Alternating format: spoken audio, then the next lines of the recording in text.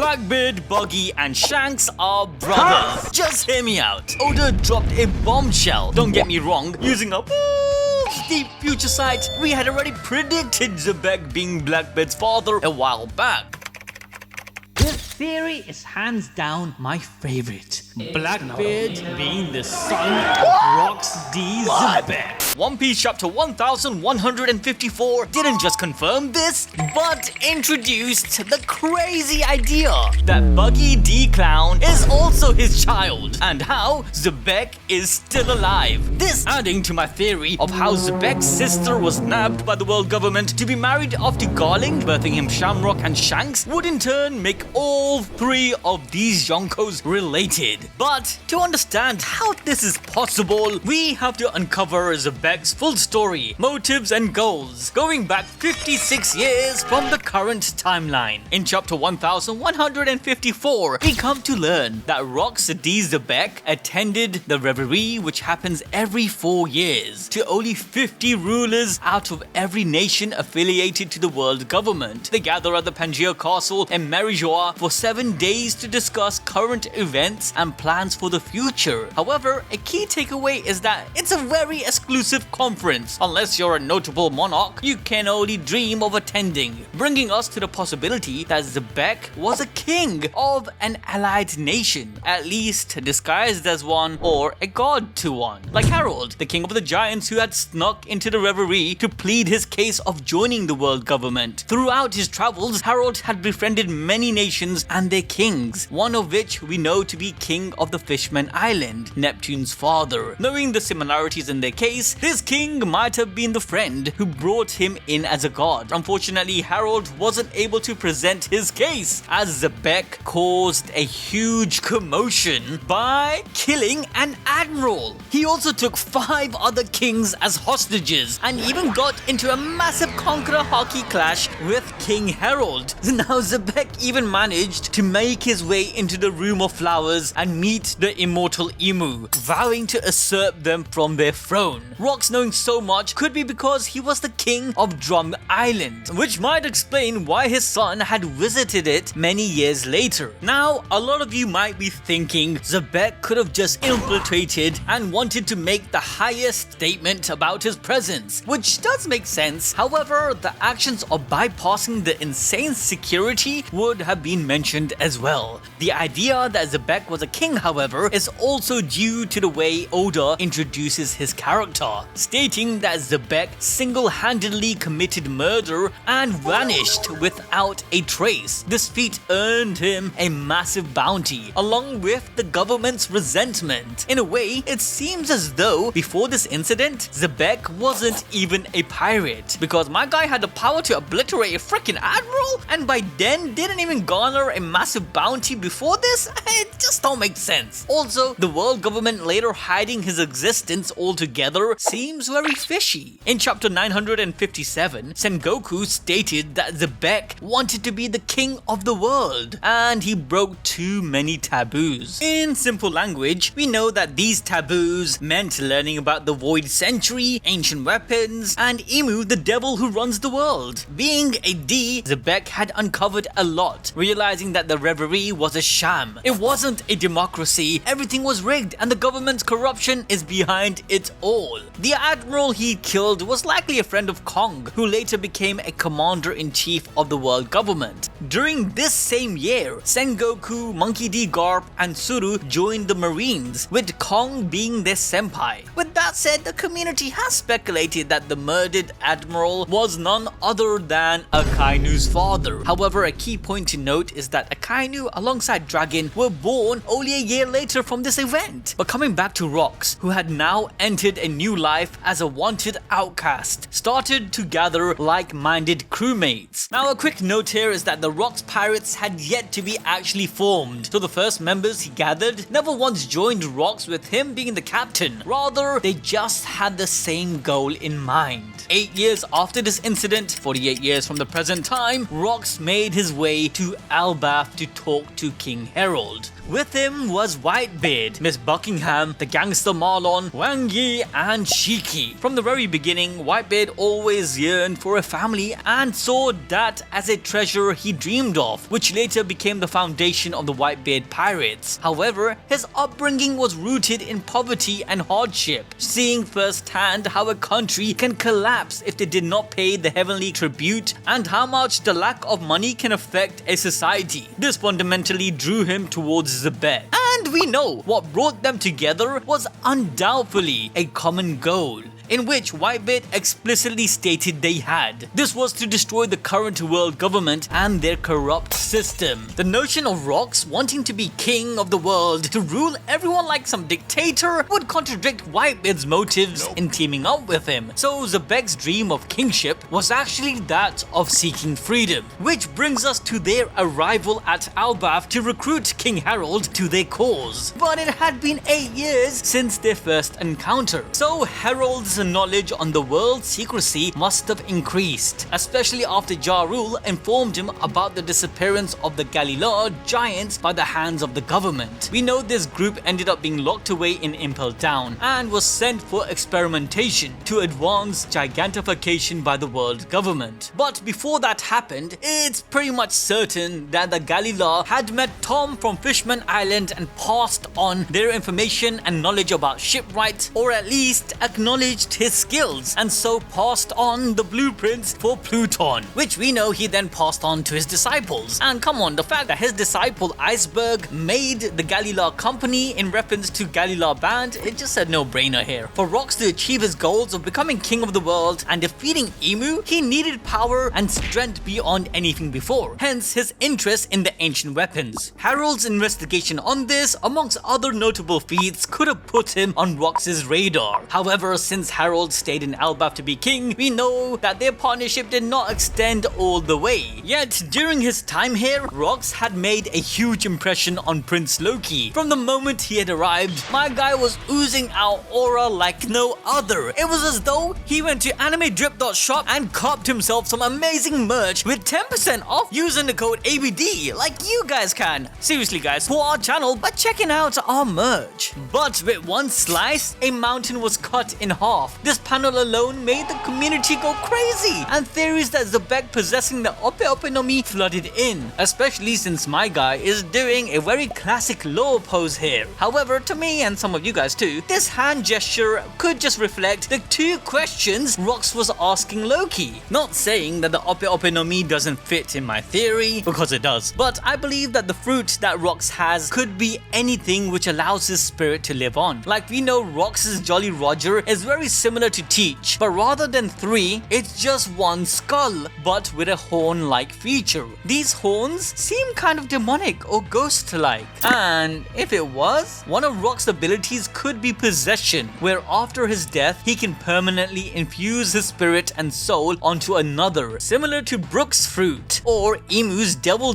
no Mi. That's what I'm leaning more towards, but after gaining the knowledge he needed from Harald, Rocks heads out to continue his pursuit in making the greatest opposition the government would ever see. Before he leaves, a young Loki who had nothing going for him found new light in Rocks' existence, and like Luffy with Shanks, his admiration was everything. So Loki pleads to join Rocks' crew, but he is flat out denied due to being a child. However, in turn, Loki challenges Rocks to a fight. Of course, he loses, being stabbed by a knife. This over-the-top aggressive response did not put Loki off. Rather, he was just left with regret, feeling that he was born in the wrong era, and if he wasn't too young, he might have been able to join, but without him knowing. XEBEC showed Loki respect by actually taking his challenge seriously, leaving him wounded with a valuable lesson. Later in chapter 1154, a much older Loki laments how much he hates the world government for killing his idol. Regardless, after XEBEC'S trip to Elbaf, he would soar as a pirate, eventually making Pirate Island Fullaled his base. Since a child, Rocks was a fan of Davy Jones, and Fullaled was the island where the Davy back fight originated from. In fact, his love of this game is how the Rocks pirate crew grew so large and strong. He would challenge others to a Davy back fight and take their members, adding them to his own. By now, Rox was a legend, a unique swordsman. He was already notorious for destroying the Justice Gate and stealing a ship with a huge sum of money from the Celestial Dragons. In a way, he was the Robin Hood of pirates. 4 years later, 44 years ago from the current story, a young Kaido joined Rox's crew, which was already insanely broken with additional characters such as Big Mom, Gloriessa, Captain John, Wang Yi, and so on. It's here where Rox would find his Pookie, Puz, Day Ones, and all those side pieces. And yes, I meant more than one. If he has similar personality to his son, XEBEC doesn't seem like a monogamous type. However, not all of them bore his children. But things get crazy because another 4 years later, or 40 years ago from the present time, XEBEC'S son, Marshall D. Teach, would be born. During this time, an incident would occur that would push XEBEC further into enacting an all-out attack against the God's Knights, which we would later see in God's Valley. I believe this event was the abduction of XEBEC'S sister, who was given off to Garling. If XEBEC was originally a king, his sister would be a princess, and effectively the treasure of Fullaled Island. This practice of taking strong female captives and breeding with them was pretty common by the Celestial Dragons, as we saw with Ginny birthing Bonnie. So what better way to humiliate Rox than taking his sister? In chapter 1096, during the God Valley incident, Garp tells Kong that he did warn them not to take the treasure from Fullaled, and that's why Rox is going all out to reclaim it. Initially, it was believed that this treasure was the devil fruits that was being given out as the prize for the culling game that the Celestials were holding. But during the attack, it seemed as though only Big Mom, Kaido, and the others who joined much later seemed interested in these devil fruits and treasure, whereas Whitebeard stated Rox will lose sight of the goal, as though he was emotionally invested, and that there was a specific objective in mind. With his sister gone, a year after his own son's birth, Rox created a new plan. Hearing about the genius scientist Vegapunk, he proposed a revolutionary idea to him. Hence, 39 years ago from the present time, Mads was created, with Miss Buckingham being part of their group. Now, she could have joined after the Rox's pirate disbanded, but since she is shown alongside the original members, it is likely she went to join on behalf of Rox, not as a scientist, but as a representative, giving Mads some protection in the sea. Considering she is labeled a freeloader who contributed nothing to their science, backs this claim. Now, this is actually very important because Mads would later contribute to discovering the lineage factor and successfully even cloning Miss Buckingham, making Stussy 3 years later. I also think Edward Weevil is a test tube baby created a year after, but before successfully creating new life, Mads must have experimented with the living. This is where Blackbeard comes in. A 1-year-old child was given to them to create the most powerful pirate to exist. Rox understood the enemies they were facing were immortal. Learning of Imu's secret, he knew to fight such a demon, he had to become a demon. With his powers of the devil fruit, Rox was confident he would be able to fare well against them. But even he wasn't stupid enough to believe he could take them on all by himself. Hence his approach to recruit the strongest and unruly pirates from across the board. At this point, Rox knew that he needed numbers and managed to gather many pirates with promise of treasure beyond their imagination. But his primary goal was always to topple the Celestial Dragons, the God's Knights, and Imu. But as a contingency, Rox created a means to wield multiple devil fruits at once, which would give him immense power and guarantee victory.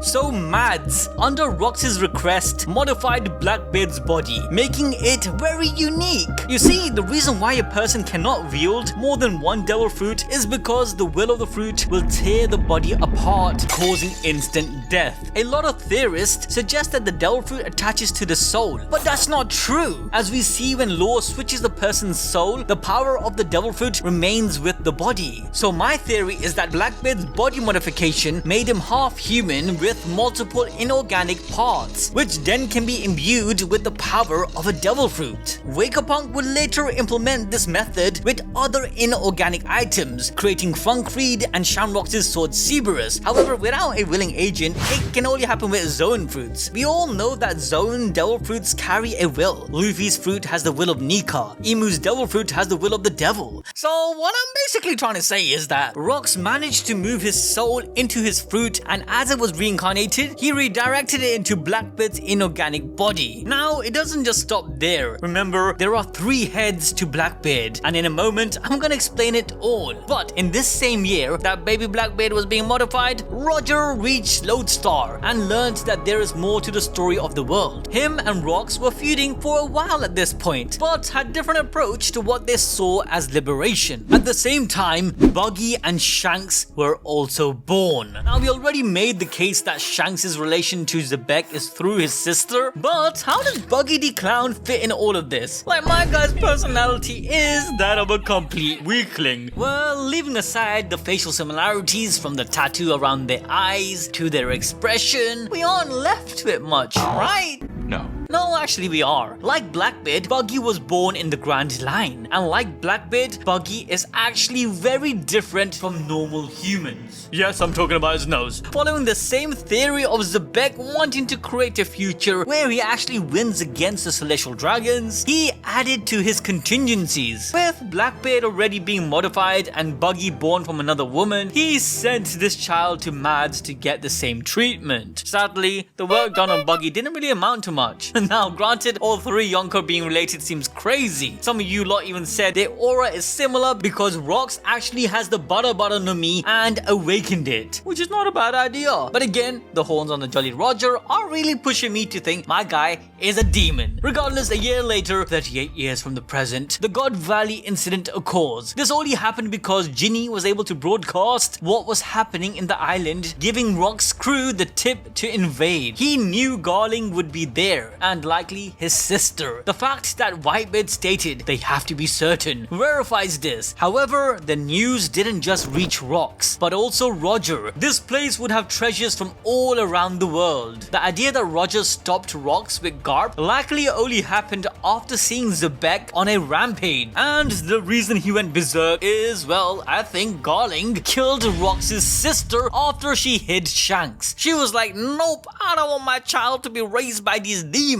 Hence why Shanks was seen as the child of destiny, being both from celestial lineage and from the family of D. But XEBEC was having none of that. With his sister dead, he was going to destroy the island along with Garling. Sadly, he failed and supposedly died. However, as I mentioned, having a variant of the Devil no Mi Zoan fruit, he was able to possess his son and live on. Roger's crew managed to save Shanks knowing who he was, yet raised him as their own. With the Rox pirates officially disbanded, Blackbeard and Buggy were sent back to their mothers. Blackbeard was dropped off at Shade Port, later taking on the name Marshall D. Teach under his mother's name, who likely also was a D. Throughout his upbringing, he was hearing voices and knew he was different. This made him feel extremely alone. Of course, the voice was none other than his father XEBEC, and soon he finally would follow his guidance. This time XEBEC would not fail. So together they looked through the Devil Fruit Encyclopedia to find the Yami no Mi. This fruit would allow him to negate all other Devil Fruit powers, giving them a huge advantage. Years later, he would encounter Whitebeard and knew this man would be the best chance in finding the fruit. Even as a child in Whitebeard's crew, Teach exhibited unique behaviors which made them realize his body was different. During the battle against the Roger pirates, Buggy stated that Teach hadn't slept all night, which could easily be explained if XEBEC and Teach were taking turns staying awake. His body also being different reinforces the cyborg nature he possesses. Being inspired by XEBEC, Blackbeard knew that he would be able to infuse other devil fruits to different parts of his inorganic body. However, the Yami no Mi was key due to its power to temporarily absorb and lock powers of devil fruit holders upon contact. And once a user is dead, Blackbeard's Yami Yami no Mi can instantly take the power before it reincarnates. And this is exactly what he did. Once Whitebeard had died, Blackbeard used his Yami no Mi to trap the Gura no Mi before it reincarnated into a fruit. He then liberated it inside of himself into an inorganic part. So now, one inorganic part of himself holds XEBEC'S will alongside his demon Zoan fruit. Blackbeard's main body has the Yami no Mi, and the other inorganic part has the Gura no Mi. Just think of these parts as devil fruit weapons. Another proof to him being a cyborg of a sort is that even though the Yami no Mi makes Blackbeard absorb more pain than any ordinary person, he simply just screams and moves on as though his body is just a tank. Either that or he's just a buccaneer, which I don't think that's the case. And lastly, the 3 skulls does not just represent the 3 devil fruits, but 3 personalities. Blackbeard, his father, and the Zoan of the devil no Mi that XEBEC used to possess his son in the first place. Hence how XEBEC is still alive. But hey, this is just a theory. A balls deep theory. If you guys enjoyed this video, then make sure to check out this one next. And don't forget to grab yourself a merch from our store, AnimeDrip.shop, 10% off using the code ABD.